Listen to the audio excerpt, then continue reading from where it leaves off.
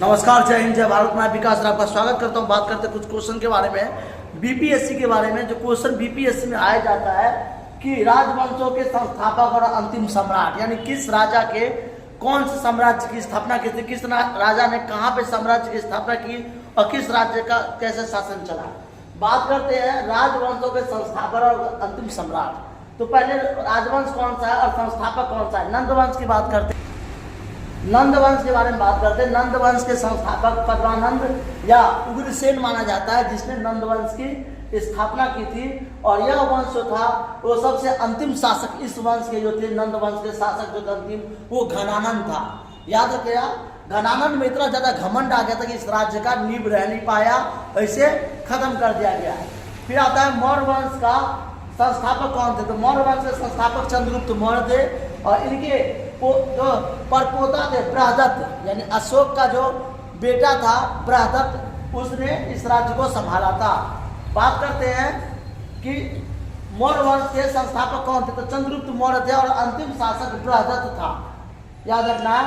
गुप्त वंश के संस्थापक, यानी गुप्त वंश के संस्थापक जो थे वो चंद्रगुप्त प्रथम माने जाते हैं और स्कंदगुप्त इसके अंतिम शासक माने जाते हैं। स्कंदगुप्त। सुगवंश, उसके बाद आता है गुप्त वंश के बाद आता है सुगवंश। और सुगवंश के संस्थापक जो थे वो पुष्पमित्र सुग थे।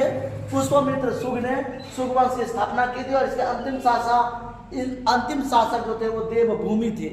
याद रखना है, सुखवंश के अंतिम शासक देवभूमि थे, यह याद रखना आपका। सातवाहन वंश, इसके सिमुख, इसका जो प्रथम शासक था सिमुख और अंतिम शासक यज्ञ सातकर्णी था। यज्ञ सातकर्णी जो था। चालुक्य वंश के संस्थापक पुलकेशिन प्रथम थे और इसके अंतिम शासक जो थे वो थे वृत्तिवान चालुक्य। याद रखना है, वर्तिवन चालुक्य, यानी वर्तिवान जो चालुक्य थे वो अंतिम शासक थे चालुक्य वंश के। और चालुक्य वंश सबसे ज्यादा प्राचीन वंशों में से एक वंश माना जाता है। चोल वंश के संस्थापक, यानी ये साम्राज्य विजयनगर के संस्थापक दो भाई थे, हरि और बुक्का। और चोल वंश के संस्थापक में विजयलय थे और विजयलय जो थे वो अथि राजेंद्र। याद रखना, अथि राजेंद्र जो थे, जिसके संस्थापक चोल वंश के अंतिम राजा थे।